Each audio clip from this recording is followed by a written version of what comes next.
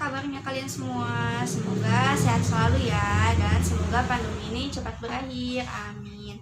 Nah, sebelum memulai pelajaran, alangkah baiknya kita berdoa bersama-sama terlebih dahulu. Bismillahirrahmanirrahim. Rabbi zidni ilman warzuqni fahman, amin. Nah, pada pembahasan kali ini kita akan mempelajari tentang akidah akhlak kelas 10 yang bermaterikan ada berpakaian, berhias, perjalanan, bertamu, dan menerima tamu. Yang pertama yaitu ada berpakaian.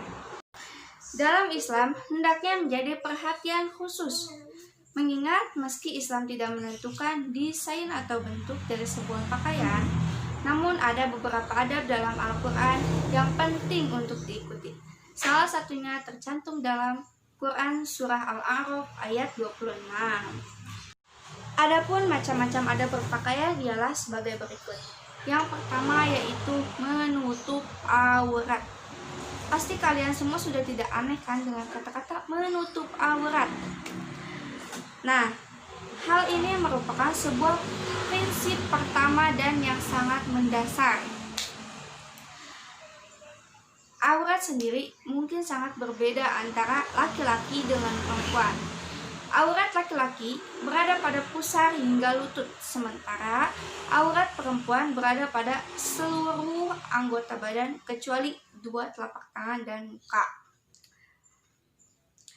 Perintah untuk menutup aurat ini sudah ada sejak zaman Nabi Adam, ketika Nabi Adam dan Siti Hawa mendekati pohon yang dilarang oleh Allah Subhanahu wa Ta'ala. Hal tersebut tercantum dalam Al-Quran Surah Al-A'raf ayat 22. Yang kedua yaitu tidak menyerupai pakaian orang kafir. Pakaian tersebut dapat disebut menyerupai orang kafir apabila suatu pakaian tersebut menjadi ciri khas dari orang kafir. Hal tersebut telah dijelaskan oleh Abdullah bin Umar radhiyallahu anhu. Rasulullah Shallallahu alaihi wasallam bersabda, orang yang menyerupai satu kaum seolah ia bagian dari kaum tersebut. Yang ketiga yaitu tidak menyerupai lawan jenis. Nah, di sini kita harus pintar mana pakaian pria, mana pakaian wanita. Tidak boleh wanita memakai pakaian pria, begitupun sebaliknya. Karena apa? Karena sudah sangat jelas Allah dan Nabi tidak menyukainya. Yang keempat yaitu tidak transparan. Tidak transparan, tidak tembus pandang, tidak apalagi ya, tidak menerawang.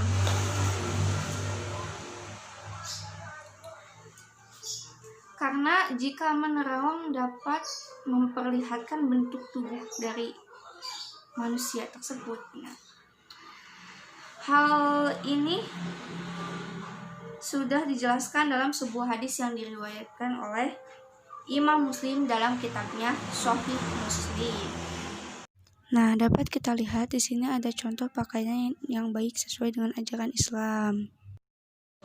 Yang kedua yaitu ada berhias.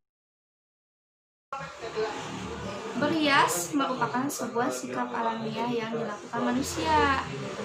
Berhias ini seperti memotong rambut, menyisir rambut, memotong kuku, dan lain sebagainya agar berpenampilan rapi dan bersih.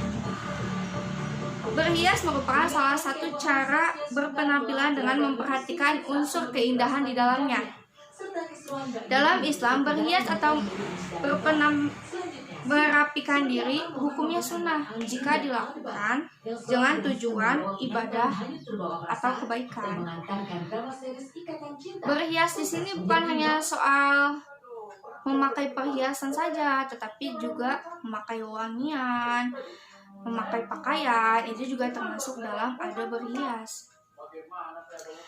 Nah, seperti yang tercantum dalam Quran Surat Al-A'raf ayat 23. Adapun macam-macam adab berhias itu yaitu yang pertama tidak boleh berlebihan. Nah, seperti tidak boleh berlebihan dalam memakai perhiasan, tidak boleh berlebihan dalam memakai wangian. Nah, karena apa? Karena jika seseorang berlebihan dalam memakai perhiasan dapat menimbulkan kejahatan. Nah, adapun jika seseorang memakai wangian berlebihan, apalagi wanita, dapat mencuri perhatian kaum hawa. Yang kedua yaitu tidak berhias seperti orang jahiliyah. Dan yang terakhir yaitu tidak boleh menggunakan perhiasan yang menggunakan simbol non-muslim seperti memakai kalung salib. Nah, itu tidak boleh ya. Yang ketiga yaitu ada bepergian atau perjalanan. Bepergian dalam bahasa Arab disebut dengan safar. Islam mengajarkan kita untuk bepergian karena hal ini memiliki banyak manfaat seperti menjalin silaturahmi, menambah wawasan dan pengetahuan kita tentang segala hal, dan seringkali kita bertemu dengan orang-orang baru sehingga bepergian kita menambah teman dan memperluas koneksi kita. Nah, adapun pada bepergian atau perjalanan ialah sebagai berikut. Di sini saya hanya menyantumkan 4. Sebenarnya banyak, tapi saya cuma nyantumin 4 doang. Nah, yang pertama yaitu bermusyawarah dan melaksanakan sholat istikharah. Yang kedua, berpamitan dan mohon doa kepada keluarga. Nah, pastinya kita hidup di dunia ini bukan sendiri, pasti kita juga punya keluarga. Nah, hal yang diwajibkan dalam bepergian itu 1, berpamitan dan mohon doa kepada keluarga. Itu yang sangat dianjurkan. Nah, yang ketiga yaitu memilih kawan pendamping yang soleh dan solehah. Yang keempat, menyertakan istri atau anggota keluarga. Nah, masih ada, bukan hanya itu saja, masih ada yang kelima. Yang kelima yaitu membaca doa ketika keluar rumah. Yang keenam, membaca doa ketika naik kendaraan. Dan yang ketujuh ialah perbanyak berdoa ketika di perjalanan. Ketika saat di perjalanan banyakin berdoa atau istighfar atau apa ya, agar perjalanan kita juga berkah. Adapun yang keempat yaitu ada bertamu.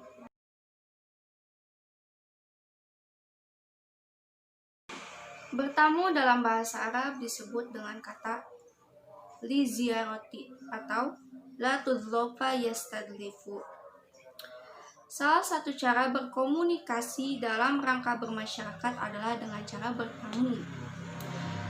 Selain sebagai sarana menyampaikan kebutuhan kita kepada orang lain, bertamu juga bisa sebagai sarana mempererat tali silaturahmi kita dengan orang lain. Nah, sebagai umat muslim, sudah seharusnya kita menjunjung tinggi nilai-nilai kebaikan sebagai dasar keimanan kita. Untuk itu, dalam rangka menjalin komunikasi hubungan baik dengan orang lain.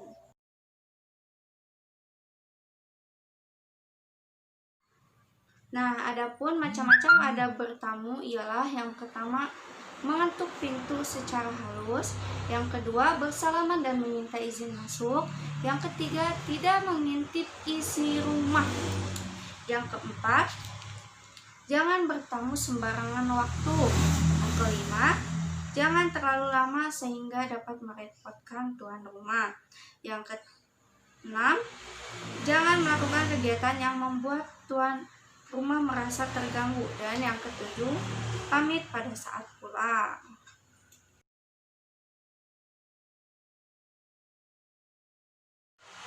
Nah, adapun yang keenam yaitu ada menerima tamu.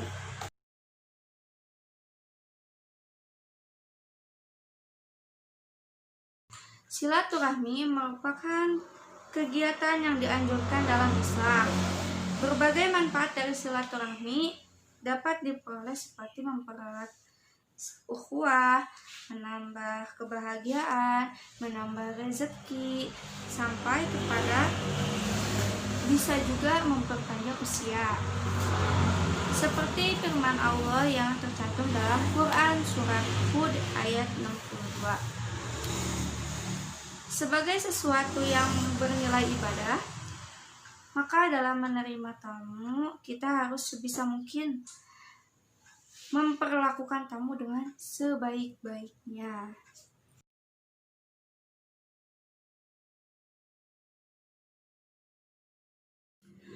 Adapun macam-macam adab menerima tamu ialah yang pertama, bersikap dan berpakaian sopan saat menerima tamu. Yang kedua, menyediakan jamuan. Yang ketiga, menghormati tamu yang menginap. Dan yang terakhir, mengantarkan tamu sampai halaman ketika pulang. Berikut saya akan menampilkan contoh video yang menerapkan 5 adab tersebut dalam kehidupan sehari-hari.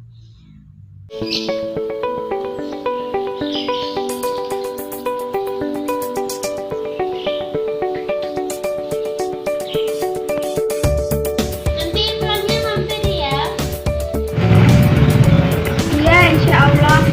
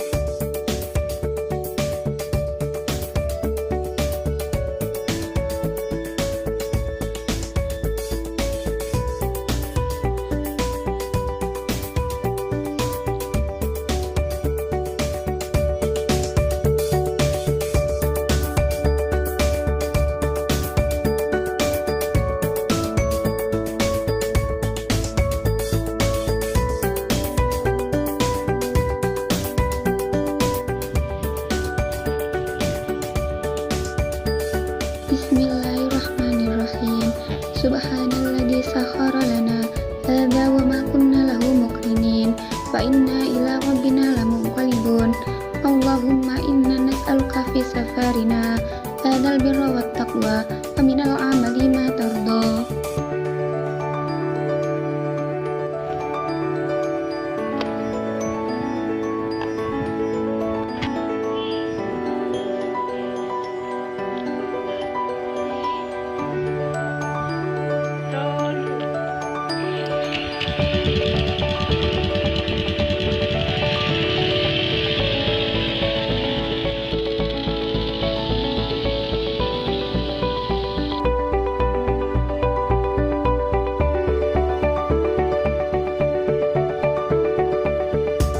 Dang, siji, wes nang. Nanti pulangnya jangan lupa ngambil loh ya. Biar ketemu dulu.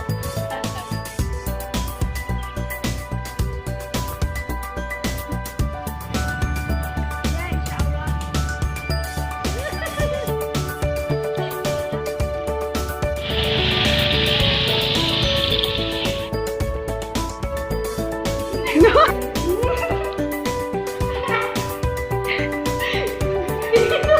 Sekian pembelajaran kita hari ini.